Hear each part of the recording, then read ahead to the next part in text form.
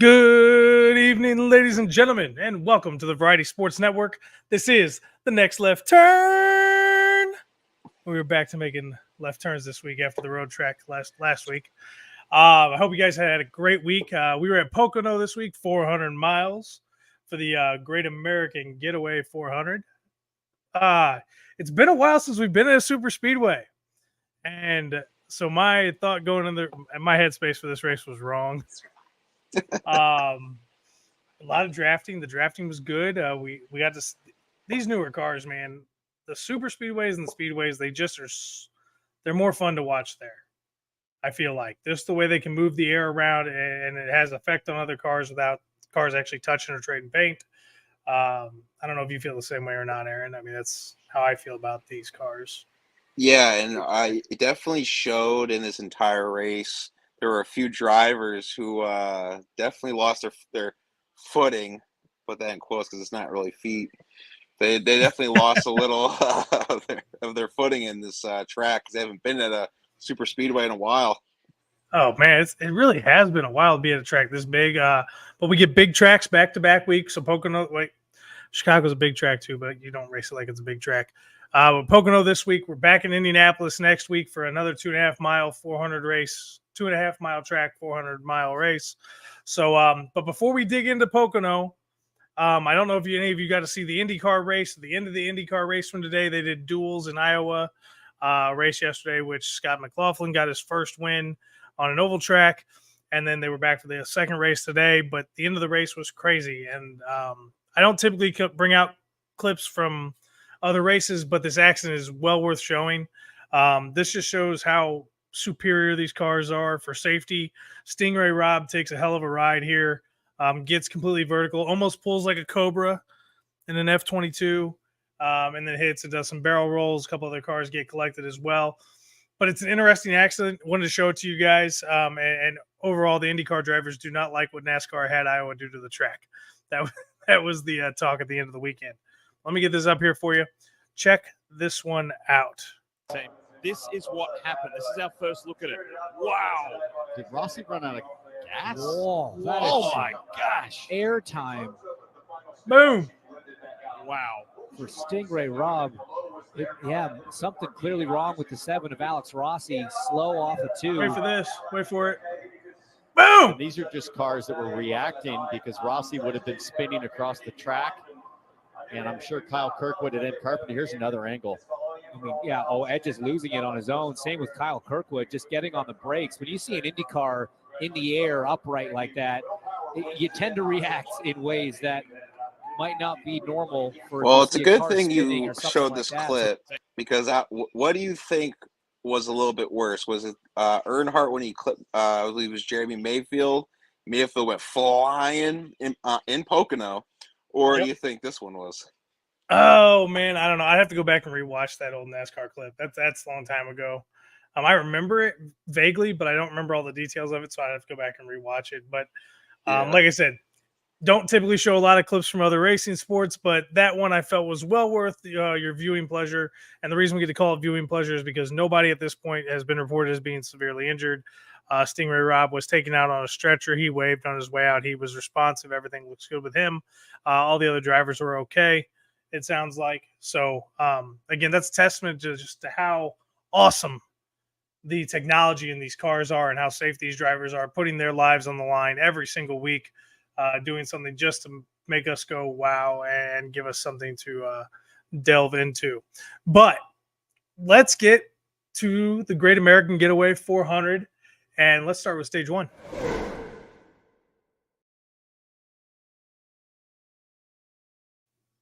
Whoa. My apologies, ladies. My whole screen just went completely black. Did you see the stage 1 thing? Did it work? Yeah, no, it worked too good. What else happened? Just a stage 1, that's all it says. Okay, no, like half my computer screen is still black. Now it's cleared up. Wow, that was weird. Okay. I thought I did something really wrong. But let's get to the opening scene here for the track. This was as the green flag drops at Pocono. And it was 2x2 all the way out. I just love the sound of real cars. This goes back to me taking a shot at that electric car they're working on. Out in front of the field, he won his second pole yesterday. Ty Gibbs brings it to the green flag. We're underway.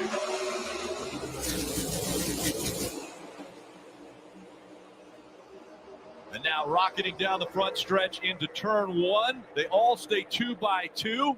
Peeking out just a bit, there's Ross Chastain. Yeah, a bit surprising. Very much more organized than we've seen here in the past. Maybe not so much in the back half, as now we see 3 wide trying to get figured out off of turn 1. And the big split. And we saw plenty of those big splits today, especially down the front stretch and all the little stretch straightaways on this track. So this track's very different. It really only has 3 actual turns. You have turn 1 and turn 3 that are more similar to each other. And then you have the treacherous turn 2, which is the tunnel turn.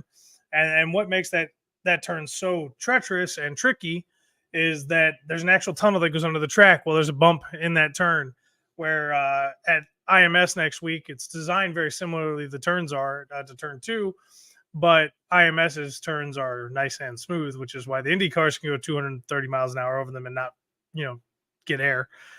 So we won't have to worry about that as much as Indy next week. But it's a very rough turn, causes lots of problems. It's always been treacherous. It's something that it's been true about this track for 50 years. It's the way the track is. It's something they got to deal with, and we know all the tracks have something about them. And that's what makes them interesting or gives them their own characteristics. This is what it is for Pocono. They got through the first lap clean, and but it didn't take long to get our first accident, did it, Aaron? No. Nope. So it was so let's get right through everything here. So as we just saw, the green flag drop, Gibbs wins the battle, and he takes off, and he's gone. I mean, Gibbs is a rocket ship. He stretches out to like a 2.5 second lead, 3 laps into the race, and he just stretches out to like 3 seconds, and he just carries it there because he's saving fuel. So stage 1 was only 30 laps. The cars were rated to go 40 to 42 laps on fuel here. So this was going to be a strategy race from the get-go. They talked about it all race long. It's going to be everybody can get through stage 1. You're going to have to pit somewhere in stage 2. Do you pit early? Do you pit late? And then you're going to have to pit in stage 3. As long as there's not a bunch of accidents to save your fuel. And then tires were coming into play because you saw guys taking just left sides. You saw guys taking just right sides later in the race. It was a lot different than what we normally see in racing with the just taking right side tires or just taking left side tires. Like that's something we don't ever see because they're usually burning up the rights, and those are the ones that get changed on 2-tire stops. Aaron, when was the last time you saw just left side tires get changed? Can you recall a race? Didn't Logano do it when he won? In Nashville? Yeah, didn't he? He had the 2 tires. I believe it was on the left because they were like, "Oh, how come you didn't change the right? And how did it last so long to win in Nashville?" I could be wrong. Now, Put that. I don't know. I don't remember that, Wow. man. So I'm gonna have to look that up. Yeah, if anybody's got that in the comments, go ahead and throw it in there. I'm pretty sure Logano took those 2 tires with like the 110 laps. That's why everyone was so shocked that he won in Nashville. It was the rights? I thought they were right. Maybe I'm wrong. Could be wrong. Well, neither here nor there. We haven't seen lefts be taken by themselves in such a long time. It's not something you ever see even in Daytona or Talladega, unless they flat them or something else goes wrong, locking up the brakes or whatever, and they got to change set tires. But 14 laps into the race, Noah Gragson just loses control. Goes spinning all by himself. He says it. Nobody touched him. I mean, he's literally all by himself. I got the clip right over here. It's ready to rock and roll. You'll see him in his number 10 Overstock Ford from Stewart-Haas Racing. And shout out to Gragson too, because I believe this week or last week, but however you want to depict it, he signed with was it Furniture Row? So I actually have that as a note here for us. Oh, so, good. You led me right to it. We're good. Stewart-Haas Racing. We all know that they're shutting down at the end of the year. Haas is still going to run 1 car. Which leads me to my next point on this, but we'll get there. So Josh Berry is going to Wood Brothers. He's going to replace Harrison Burton and drive the number 21 car. Noah Gragson signed with Front Row Motorsports, so I don't know what car he's going to be driving. And then Chase Briscoe is going to be driving the number 19 car when Martin Truex Jr. retires. And Ryan Preece is the one SHR driver who hasn't been signed yet, with Haas running 1 car next year. You think he's going to be just an Xfinity? So who do you think is going to get that last charter? I mean, I don't know if Because if you have Haas in is your going to keep notes. one, they're going to have to go find another driver then. Yeah, maybe, and this is definitely the biggest shot in the dark. Well, actually, I think Cole Custer might take that. There you go. And I actually apologized a few weeks ago because I was saying Chase Briscoe needs to show up. Obviously, he's unwell, but I meant to say Ryan Preece. I think he wasn't going to get a spot. But I think we'll go on Xfinity. I know Cole Custer, they have a bond there. I believe his dad was part of Stuart Haas, so like some relative is part of Stuart Haas. So I think Cole Custer will get a shot as the last car. Okay. Well, we'll see what happens with that. But Ryan Preece still does not have a ride for next year yet. We'll see what happens there.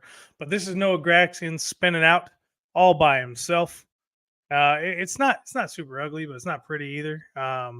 Enough damage that he was done. It destroyed his rear diffuser. Hold on, it didn't come up on the screen. My apologies. Let's try that again. Yeah, it just looks like he got Contact too on the loose. Couldn't hold the back of the car. And see, that goes a little bit about what you were talking about getting the back of the car down. You want that car to be as low as it can be in the back, like you said. But what Joey Logano was saying is it's already hidden. You can't go lower. And I wanted to leave that part of the audio in there to explain where they're getting their downforce at on these cars. You'll notice in these cars, which is a lot different than racing when I was growing up, the nose was always as close to the ground as possible, and the back end sat up a little bit, not like jacked up, but you could tell it was kind of like, yeah, it was like this is the front of the car and this is the back. My elbow was the back, sorry.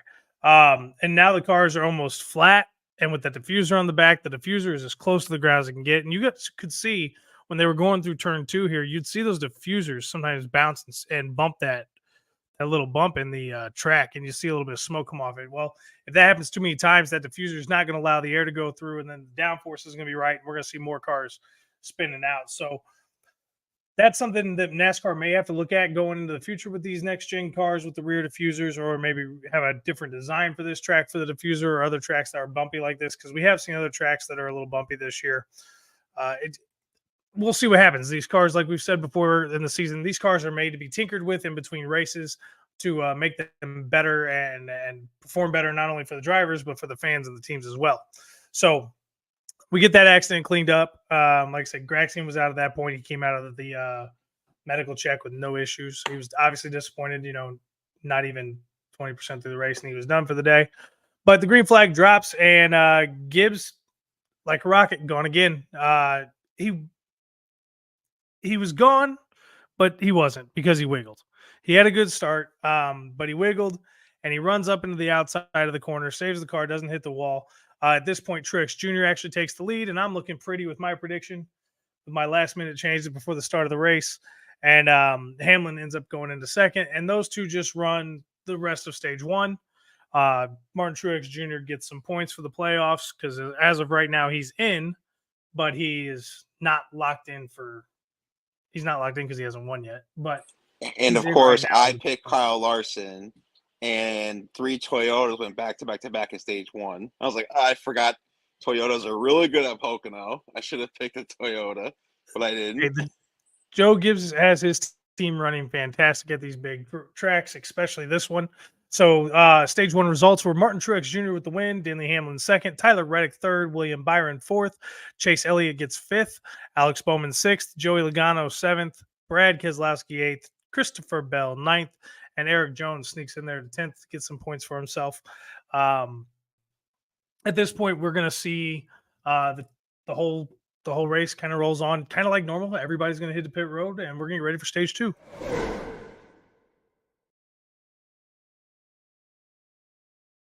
See, that's how it's supposed to work on my end. I'm telling you, last time the whole screen went black. It was horrible.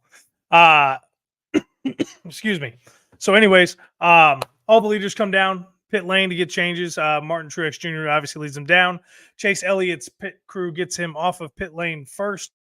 But there were a lot of cars that decided to stay out because they pitted on that last caution, and this is where the strategy was coming into play early. I feel like every week I start talking about strategy, Aaron. And it's probably because whenever I watched NASCAR before, I knew there was strategy to it, but I didn't pay attention to what the different strategies were. And now doing this with you, I have to pay attention to these things. I always hear strategy in my mind whenever I see, especially from you. whenever I'm watching the races, because we did see it some points within stage 2, like Josh Berry went in for fuel early.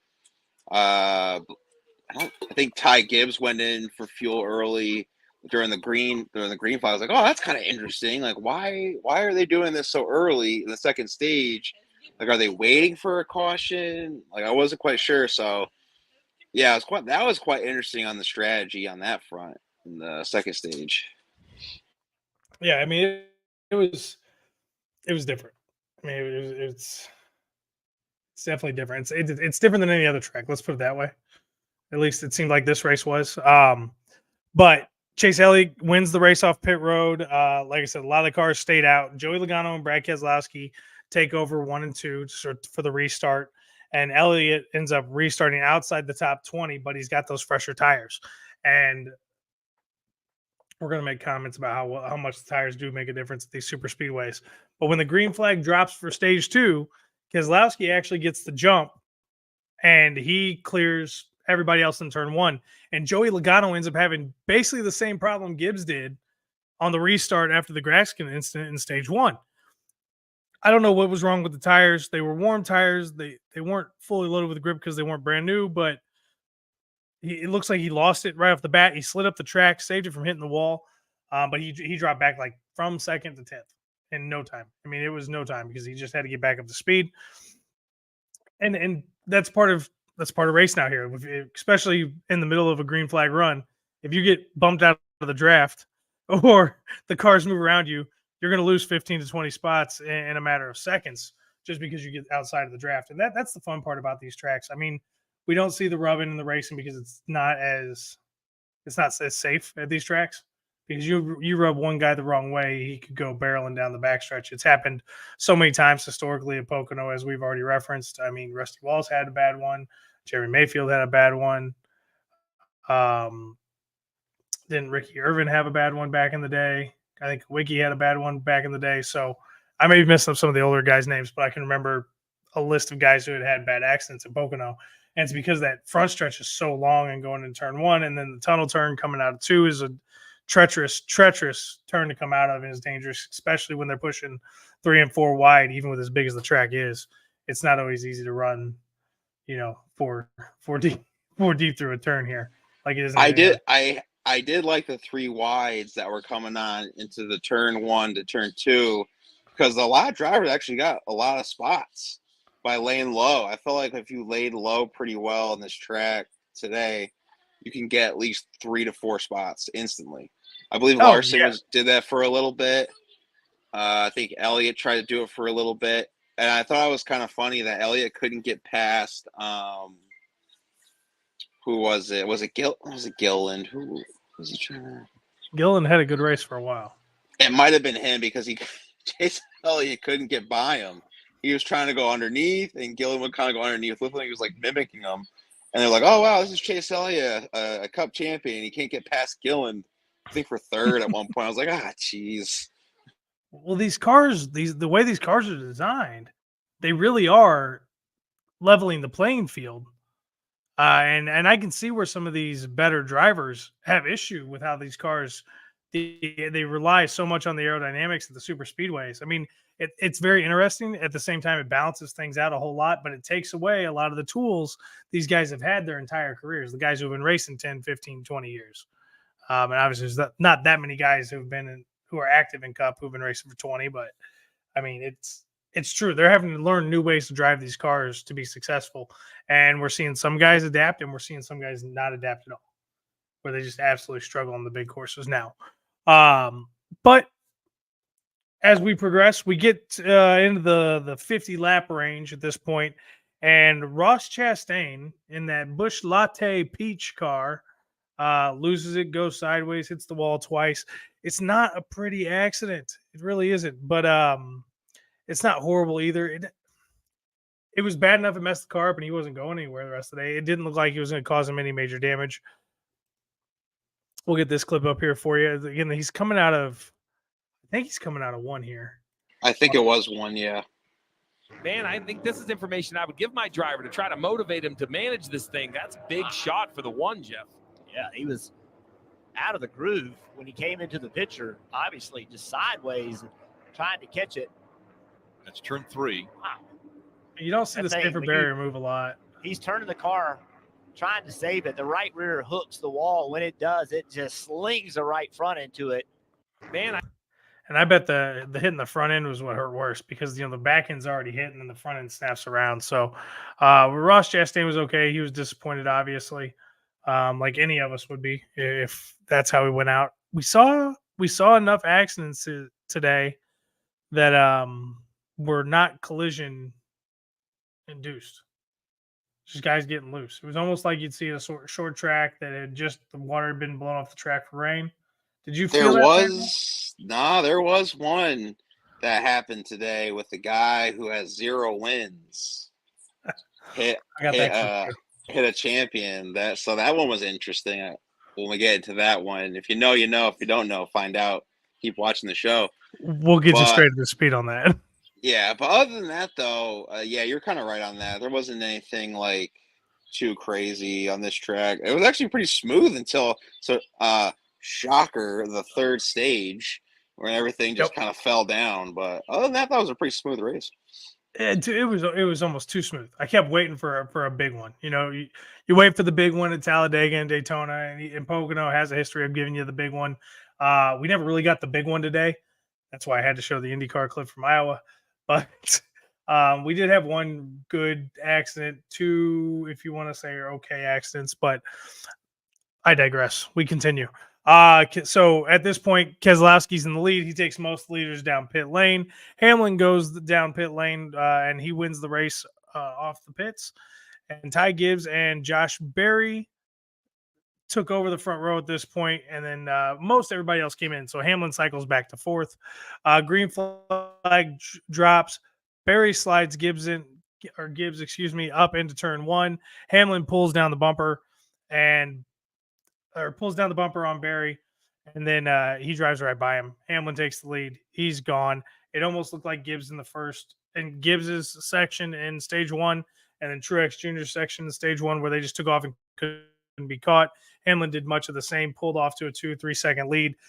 With 3 laps to go in the stage, we start seeing strategy come into play again. You see a lot of guys heading down pit lane, getting fuel, getting 2 tires. This is where everybody knew we were going to have to pit during stage 3. It was another 65 stage lap stage. So it was different. I don't like this pitting right before the change. I don't understand. I can come down pit road with during the yellow flag. Do you understand the strategy here? Like I just don't get it.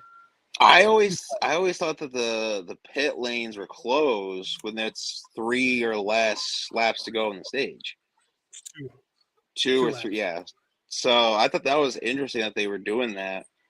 Well, I know Josh Berry did the 1 because he fell all the way to like 30th. So something was going on with his car, and then he did a pit change, and then he was all set to go. But yeah, it's interesting. I mean, this is why I think NASCAR is a little bit fixed. Is maybe they know something we don't know, which is why it tells their drivers to go pit. Well, I mean, I understand the sense of it. Okay, I'm going to pit now, and then when everybody else pits, I'm going to pick up that track position. Like, I get that part of it, but you're setting yourself up to have to take more fuel on in that last pit stop in stage 3. So then you're gambling right there, I guess, that you're going to get to do under caution with 40 laps or less left. And that's a gamble I guess you're running. Yeah, I guess I see it. It doesn't make as much sense. Didn't Ty Gibbs when he pit, he had too much fuel? Because they were like kind of talking about that it was like coming out of the gas. Yeah, and how they used to have tank. Because back in the day you had 2 guys on the gas because you had a guy catching with the air release and everything. Yeah, they were showing. Actually, it was a cool cutaway. I should have put that up. It was a cool cutaway that shows how the new gas cans work, and basically you got like a hub here and a hub here, and they connect. And while the fuel's going in these lines, there's air release, air bubbles, here, and you see the air bubbles come back through like tunnels for the air bubbles. I'm sure it has some intricate piping or tubing, and I'm not giving it its due justice, but it's rather neat. You guys should go look that up. I'm sure it's on NBC's NASCAR's Twitter, because like I said, they did the full cutaway with the little action car. the teaching car during the broadcast. So we get through the few pit stops that were there. Denny Hamlin gets stage 2. And it goes Denny Hamlin gets first, Chase Elliott second, Brad Keselowski third, William Byron fourth, Eric Jones up to fifth, Kyle Larson sixth, Alex Bowman seventh, Christopher Bell eighth, Joey Logano ninth, Tyler Reddick 10th. So you got lots of guys who are battling for playoff points, or up there in the top 10 trying to get some points for themselves and their teams. At this point in the race, I mean, like Aaron, you mentioned earlier, it's been a very chill race, very calm, not a whole lot of action. That obviously changes drastically in stage 3, because at this point, I think we've had 4 cautions, and we get 4 more in stage 3 alone. I guess 3 if you. I thought we only had 2. Well, I'm counting the stage caution too. Oh, okay. Yeah, I'm trying to keep those in the count nowadays because it always messes me up when I don't. But anyways, we'll get into stage 3.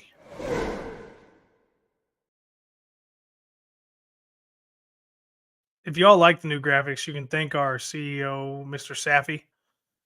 He put those in today, and I'm trying to get used to using them. I think the sound effect works. I think we need to get him to change the colors on them, though, don't you? Stage 1, stage 2, and stage 3. Or do you like the red and the black? I like the Comment red in. black right now. We need to stick with the logo colors. You guys tell us. We'll make the changes according to you. So, stage 3 setting up here. Obviously, we've had some strategy be played. Had a bunch of cars take their trip down to pit lane before the end of stage 2. The rest of the leaders end up going down the pit lane at the end of stage 2. And we get a really, really slow stop for Hamlin. Reddick ends up beating everybody else off of pit lane. And many guys stayed out because they pitted early in stage 2. Chris Buescher and Josh Berry take over the front row. Reddick ends up 7th. So you had about 6 guys out there who pitted before the end of stage 2. Green flag drops on stage 3. And here we go again. Berry gets a wiggle on the restart. And Buescher ends up popping out and taking the lead as they run 3 wide. So he doesn't lose it as bad as Logano and Gibbs did, but he loses enough just to open up the door. Blaney comes down with Buescher. They're 3 wide going through. Berry ends up dropping back to 3rd. Buescher takes the lead. Blaney ends up in 2nd, and they're off and they're running. It's not much hold on. Let me rephrase that. It doesn't take much time because we're at we restart lap 102, 103. And we have our next caution. It's lap 115. Todd Gilliland is into the wall. He has some kind of a mechanical failure on the car. To me, it looked like a tire just went down. And then I thought, that's what I thought. Because of the way it went down. And he was running a good race. He had a good race. He was in it all day. He was being competitive. He was one of the featured cars in stage 2 because they were in his pit box and talking to his pit crew and his spotter, and we were getting some the commentary there during the race. What do you think about this with NBC? Do you like how they feature a team or two every stage 2 now, and we get to listen to the spotter talk to the driver on restarts and things? I mean, do you like this? I mean, or is this? I think it's interesting, but because I've never really heard it before, so I don't mind it. I think it's cool. It's to definitely hear, different. what their strategies are, what they see out there. Because I mean, the spotter is really kind of the most important position, I would think, because they literally were seeing everything. They're the best eye view. But they're watching all the way across the track. So the spotters at this track are above the grandstands on the front straightaway. So they're all sitting up there with binoculars talking the whole time. And I mean, listen to the way these spotters communicate with their drivers. That has to be the ultimate trust that you have with another human being. They have your life in their hands. Everything you could do could be life or death just from running a car. I mean, it's insane. But that's neither here nor there. I just want to get your opinion because that's something we haven't talked about since the switchover. I really don't think NBC is doing that much better of a job than Fox was. Oh, I'm not saying NBC is better than Fox. I'm just saying I like that they're doing that part.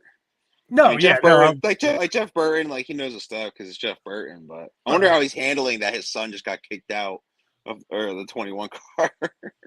But yeah, well, that came up during the coverage today. Oh, it went by real quick. Oh, it went by real quick. Yeah, it kind of came up and it went away real quick. But no, I mean, all the people came out and they were hating on Fox when NBC, like the last couple weeks of Fox, and then the first week NBC, everybody was like, "Oh my god, it's so much better," and I'm like, I'm not partial to either one, but yeah, I think Dale Jr. when he goes over to Amazon next season, I think he's trying to bring over one of his former crew chiefs to be one of the announcers. One of them? Or yeah, I gotta remember who it was. It was just a rumor. It wasn't anything finalized. Well, there you go. There's news dropped. The cast man just gave it to us. Dale Earnhardt Jr. is going to try to bring one of his previous crew chiefs over to Amazon to be call the race when they're on Amazon next year. You heard it here first on the Variety Sports Network. But yeah, so when Gillen has his mechanical failure, that brings out another caution. Buescher takes the field to pit lane, and this is where your boy gets into it. Larson wins the race off the pit exit because he only took 2 tires, but Blaney and Hamlin stayed out and they took over the front row. And now things get interesting, ladies and gentlemen. Before we get to it, did you think it was intentional? Or do you think he was just racing hard, trying to get on the inside line? I think it was intentional. You think it was intentional? All right, here we go. So did you hear the interview afterwards to make you think it was intentional? With the Kyle Busch one? No. Oh, well, the Kyle Busch one was funny. Yeah, that was a good one. But I saw that one. No, I didn't see that one. I don't have the interview, but you'll have to go look it up after the show. But anyway, so green flag drops, and I mean it's instant. Kyle Busch gets turned around, and he gets ran by Corey LaJoie a little bit, and it's before they even get into turn 1. So they went like 4 wide down the lane. I'm going to show you guys this clip for your viewing pleasure. It looks kind of like Kyle Busch comes down to block Corey a little bit, but Corey's got to get it up on the does track a little. Pocono. That's why I think it might have been a little intentional. I think he had the intentional to bump him. I don't think he had the intentional to take him out the way he did. But at Pocono, if you're below the apron, it's flat. I mean, the track doesn't have a ton of banking to it anyways, but you got to get back up into the banking for this turn to carry your speed. Well, as you'll see in the clip here, Corey LaJoie looks like Busch blocks him at first attempt. Corey doesn't let off the gas, doesn't let up, stays on it, ends up spinning out Busch. Busch spins through the grass in the corner, comes back up onto the track. He ends up collecting Ryan Preece, who needs all the help in the world right now he can get. He collects Ricky Stenhouse Jr., and it's kind of like a kick in the balls to Harrison Butker because he takes him out too, and this is a big caution. Harrison Butker? I didn't know that he drove. Or Harrison Burton, excuse me. Wow. Not a lot of Harrisons out there, but he was back in the news again this weekend. My apologies. Yeah. So I got 2 clips of this. We're going to see the view from Corey LaJoie, and then we're going to see the overhead view of what happened and see everything. So, like I said, 2 clips. Should be a good one here. Sit back and enjoy.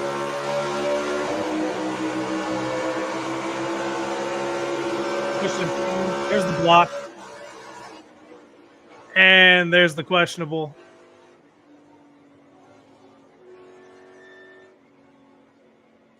So was it intentional? I mean, a guy who has 0 wins in the Cup Series has been racing for a while.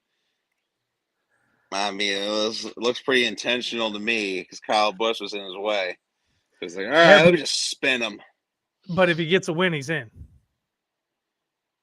And he's getting his new crew chief, Childers, next year. True. He needs it. Again, this needs guy, the bump. The only reason why this guy's in the Cup Series is because he was second in points to Kyle Larson back in the Xfinity Series. It's the only reason why he's in. And his daddy used to drive too, didn't he? I believe so, yeah. So then that helps too. That helps a little, right. But so here's the accident. It's gonna come from my mouse isn't showing up. Here you go. It's gonna be somewhere down here. You're gonna see all the cuts right before turn 1. But this is our sky view of this accident. Big run by some of those cars in the back and around. into the field. The aid of Kyle Busch was the one who went down and came back up. Harrison Burton sliding down. It's very close there. Now, I thought this A lot of race cars. caution was going to help the Hendrick right, caught boys up in because this. they actually drove past this. It looked as They though the started was the one 20th who was initially 22nd. involved, the 16 of Allmendinger. because, they had to go fast off pit lane, which they did say in the beginning. I believe stage 1, they were saying that you have to be careful at Pocono because you can go fast off pit lane. You won't even realize it. Right. So that happened. So I was like, yes. I was like, Larson still has a chance because Kyle Larson, and it didn't work. Your love for Kyle Larson. In this race, yes. Other than that, no, still Chase. He's a heck of a racer, man. He really is. So obviously the caution comes out there. It takes a little bit to get cleaned up. We get back to green flag racing, and Blaney and Bowman come out of turn 1. Blaney gets the lead on Bowman. And at this point, I'm thinking, okay, it's probably going to stay green. Probably won't have another accident. This is just going to be whichever one of these two manages their tires better. Oh boy, was I wrong. On the restart lap, John Hunter Nemechek and Zane Smith spin out on the backstretch and bring out another caution. This one is, they're just fighting for position. They get 4 wide. There's a little bump here, a little bump there. And next thing you know, we got guys in the wall. Nothing crazy, but it's good racing. It's just unfortunate that all these accidents happen at the same time because for like a half hour there, all we did was watch caution laps with no rain. Thank God it wasn't rain, but it was just caution laps. And here we are. Oh, no. Right there. The ball. And a couple get caught up. The 42 of John Hunter Nemechek. There's the 71. That's Zane Smith. Hey, down. They were trying to exit one. I think no really big contact here. We didn't nose it into the inside. They were exiting turn 1, and there were 3 wide. They were 3 wide, pushing 4, if you really look at it. And that's your boy down there in the bottom. Somehow he gets away. There he is, right there. He's hiding Both down of there in them. the bottom. Oh, that is both of them, actually. Jeez, you're right. I didn't even realize Larson was there. But that was like the last big accident of the day. And the weirdest one was Ty Gibbs. Yeah, and I didn't pull video of that just because he had mechanical failure as well. Yeah, it's literally just all of his gas and any other liquid coming out. It was driven out of the exhaust pipes. Yeah, and I was like, why is this a caution? 'Cause I just saw Ty Gibbs just kind of slowing down. I was like, yo, what the hell? And then all of a sudden I saw that it's because all of his stuff came out of exhaust. I was like, all right, that's an acceptable caution, I guess. We don't know how slippery a safety thing over there. Yeah. So we go back to green flag racing with 29 laps to go. Blaney shoots out of turn 1, takes the lead, and this is where Ty Gibbs ends up blowing up. So we literally had caution, restart with a wreck, caution, restart with a wreck, caution, restart. We got mechanical failure, caution. And yeah, they let them go as far as they could. They basically let the cars that were up to speed get all the way around the track. And as they were entering turn 1, they threw the yellow flag because there were calls for fluid on the track down the backstretch. This was the end of Ty Gibbs's day. He had a really good car. He was racing good. He was in it. But these things happen. I'm sure that Gibbs Racing is going to have to do a deep dive into what happened to that engine because I believe that's the second engine failure they've had in 3 weeks. Or who had the other engine failure, Aaron? Was it Gibbs Racing? I thought it was a Toyota, or was it 2311? No, it wasn't It wasn't 2311. Maybe. No, I'm thinking maybe it was a Chevy. But it's only like the second blown engine we've seen this season.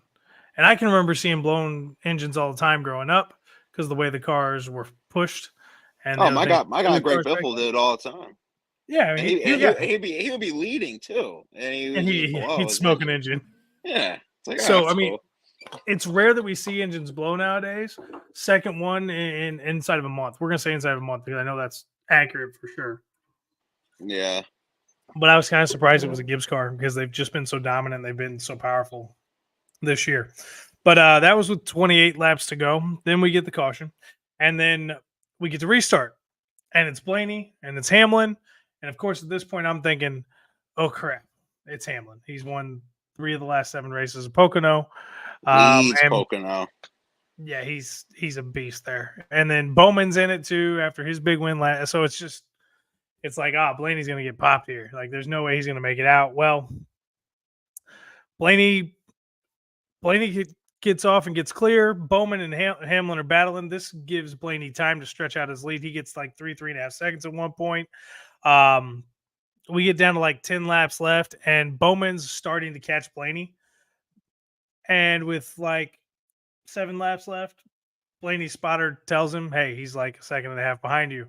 And out of nowhere, Blaney, over the next 2 or 3 laps, picks up like 0.8 of a second of a lead. His car was just better. He was just sitting there rolling, doing what he had to do to conserve fuel because he was not going to do what he did at WWT earlier in the year and run out of gas.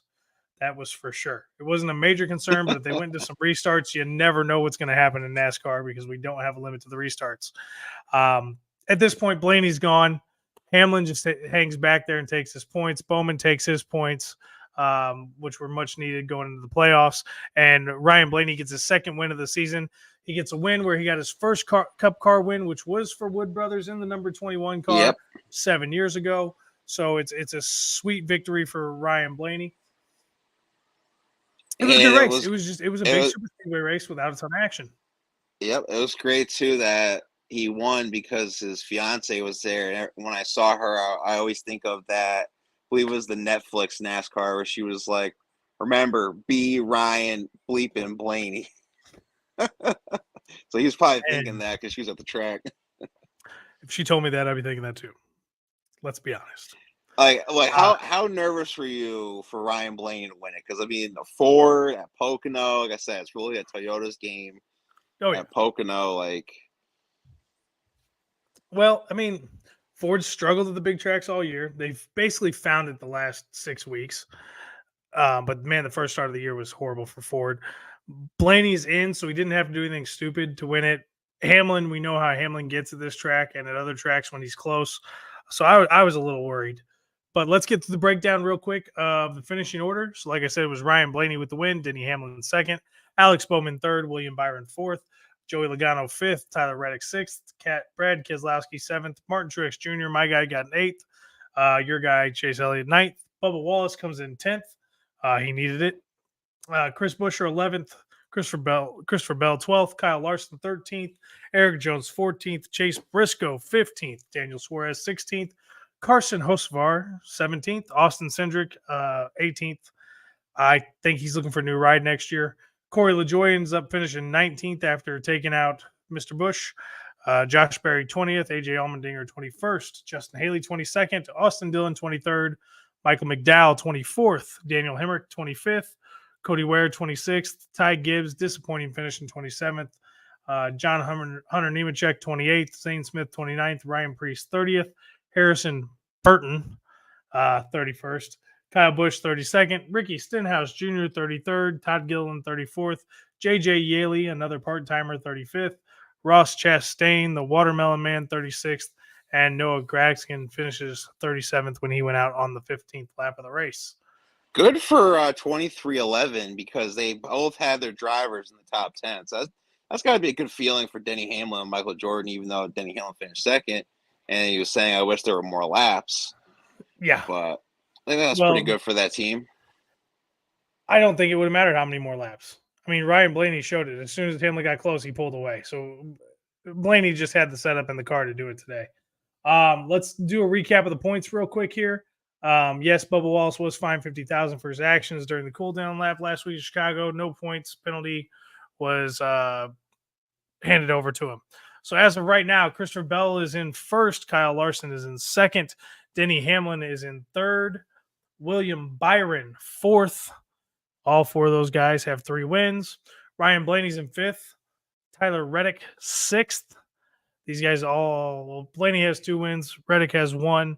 Cindric is in 7th with a win. Chase Elliott's in 8th with a win, which I never thought I'd say.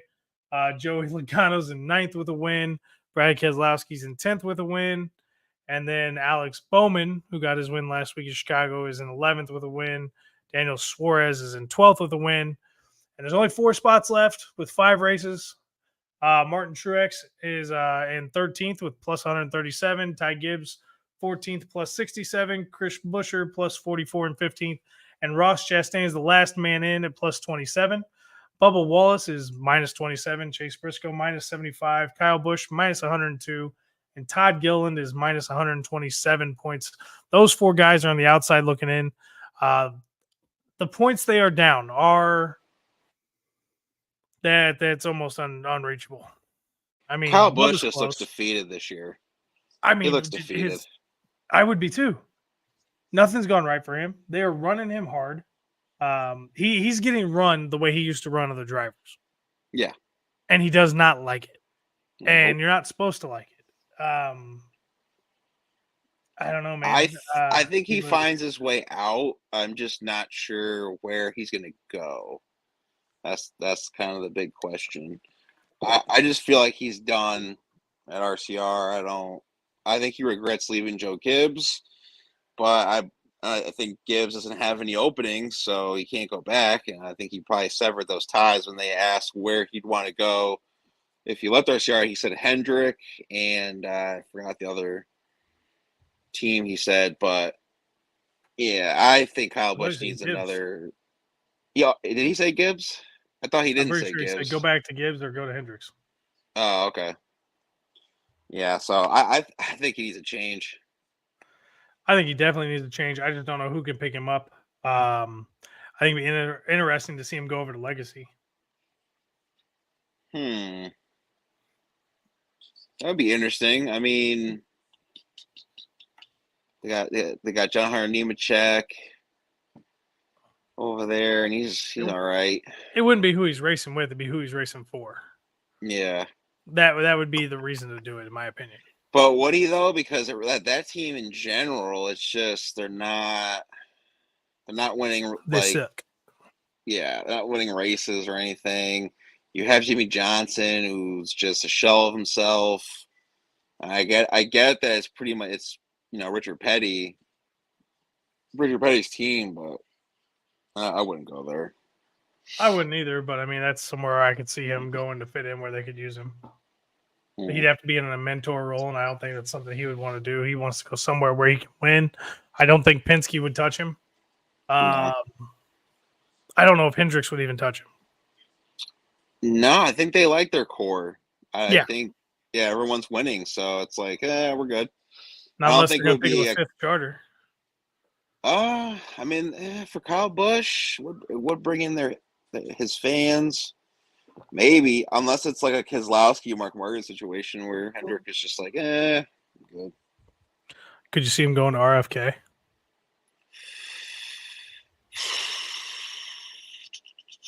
I mean, Roush, he's a smart guy. I believe he went to MIT. Smart dude, and Keselowski's is his owner there too. He's doing pretty well. Maybe. I think Jack Roush would accept him. Yeah. I don't know. It'll be interesting to see what happens here in the offseason. I know that's probably the one thing I'm looking forward to see if he finishes out his RCR contract or if he finds a way out. I think he finds a way out. I think you're right on that, though. You could just tell when he was getting out of his car. Oh, yeah. Well, I mean, go watch the interview. Go watch the interview. Yeah. He had nothing to say. Yes. It was probably the most professional way he's ever been in his life. The mass disappointment and the frustration was boiling over, and he just kept his mouth shut like a grizzled vet. I was proud of him. But next week, the Brickyard 400, they return to the Oval. It will not be as exciting as the Indy 500. I can tell you that much right now. But it's going to be a good race, I'm sure. I fully expect Kyle Larson to win this race. Are we booking it? We're locking it in? Yeah, let's do it. I'm going to take Kyle Larson next week. Okay. And here's why. He has unfinished business right now at Indianapolis Motor Speedway. Yeah. That's why I'm picking Kyle Larson. That's the only reason I'm picking it. The dude is determined. he wants to go up there and he's going to want to make a statement.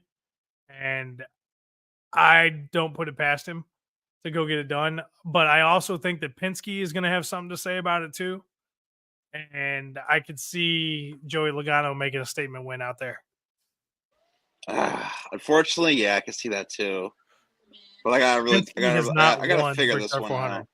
Yep, he is not. I gotta figure this one out. This one might be a last minute decision. That's all right. But I'm gonna put odds that Kyle Larson is the favorite at least. I may not pick him to win, but I'm gonna put him in. He's my favorite to win the race. He may not be the guy I'm rooting for next week though.